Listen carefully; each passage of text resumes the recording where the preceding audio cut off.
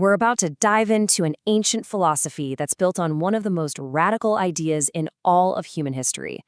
The idea that the entire universe, and the you who is aware of it right this second, well, they're not two separate things, not at all. They are one. This is the heart of Advaita Vedanta. So this whole philosophy really kicks off by making us ask a pretty wild question. Just look around you for a second. Everything seems so solid, right? So separate, so real. But what if all of it, the screen, the room you're in, even your own body, is just a kind of magnificent cosmic illusion? Okay, so if we are the universe, why doesn't it feel that way, you know? Why do we experience a world that seems to be full of separate things, separate people? Well, Advaita Vedanta says it's because of one single powerful concept that creates this veil of illusion. And that concept is called Maya. Now, it's super important to get this. Maya isn't just a simple illusion, like a magic trick. It's described as this cosmic creative power.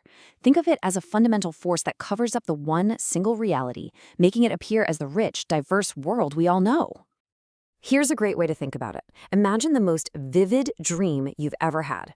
I mean, while you're in it, it feels completely 100% real. You feel fear, you feel joy, you can feel the ground under your feet. But the moment you wake up, poof, the entire world of that dream just dissolves.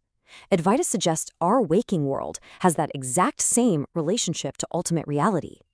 So if Maya is the big cosmic veil, then Avidya is how we experience it personally. It's our own individual ignorance, our failure to see through the illusion. And this philosophy argues that this one single mistaken belief, the belief that I am a separate, limited person, is the root cause of pretty much all human suffering. All right, so we've set up the problem, the illusion. Now for the really good part. Let's pull back that veil. What is the ultimate reality that Maya and our own ignorance is hiding from us? And that reality is Brahman. Now, this isn't a personal God up in the sky, not at all. It's the impersonal, absolute, singular reality that is the very source and substance of, well, everything. It's described as Sat Chit Ananda, which literally means it is pure existence, pure consciousness, and pure bliss. And then, on the other side of the coin, we've got Atman. This is the individual self. It's the consciousness inside you that says, I am. It's that core feeling of awareness that you've had your entire life, your inner essence. So right here we have this central puzzle. On one side, there's Atman, the individual self that feels small, limited, totally separate from everything else. And on the other side, you've got Brahman, the universal reality that is infinite, whole, and contains everything. They seem like total opposites, right? Which brings us to the big question. How on earth can these two things, the finite little you and the infinite everything, possibly be the same thing? And here it is, the mind-bending, absolutely stunning answer of Advaita Vedanta. They aren't just connected. They're not just made of the same stuff. They are absolutely, 100% identical. The great truth is non-duality, Advaita. There aren't two realities. There has only ever been one. Now, this is the analogy that makes it all click.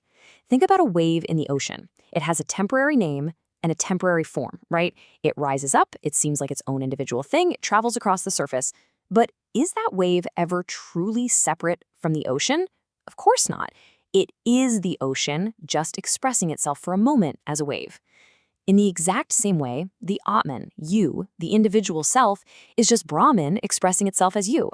But listen, this isn't just some cool idea to think about over coffee. The entire point of Advaita Vedanta is to actually experience this reality for yourself. So how do you do that? What's the path? The direct path is called Jnana Yoga, which means the path of knowledge. This is a disciplined process of basically using your own mind to go beyond the mind. It's all about deep inquiry, study, and meditation, all designed to cut through that veil of ignorance we talked about. And this isn't just some vague process. It's a very clear, structured path with three main stages. You start with Shravana, which is all about listening to and studying the teachings. Then you move to Manana, where you really think about it. You reflect, you reason with the ideas until all your intellectual doubts are gone. And finally, it all leads to Nididhasana, a deep, profound meditation on the truth, until it stops being just a concept and becomes your direct lived reality. Now, while Jnana Yoga is the direct highway, It's often supported by two other key practices. You've got Karma Yoga, the path of selfless action, and Bhakti Yoga, the path of devotion. These are seen as absolutely essential for purifying the mind. They help quiet the ego down, creating the inner stillness and clarity you need to really succeed on that final, direct path of knowledge. So what's the payoff for all this? Where does this path ultimately lead? This brings us to the final destination, the whole goal of the system. That goal is moksha, or liberation. We're talking complete and total freedom from samsara, that endless cycle of suffering, birth, and death. And it's achieved at the very moment you fully, completely, and directly realize that your inner self, the Atman, is identical with the total reality, Brahman. And here's what's so incredible about it. Moksha isn't some prize you get after you die. It's a state that can be achieved right here, right now, in this life. A person who realizes this truth is known as a Jivanmukti, which means one who is liberated while living. So what does that even look like?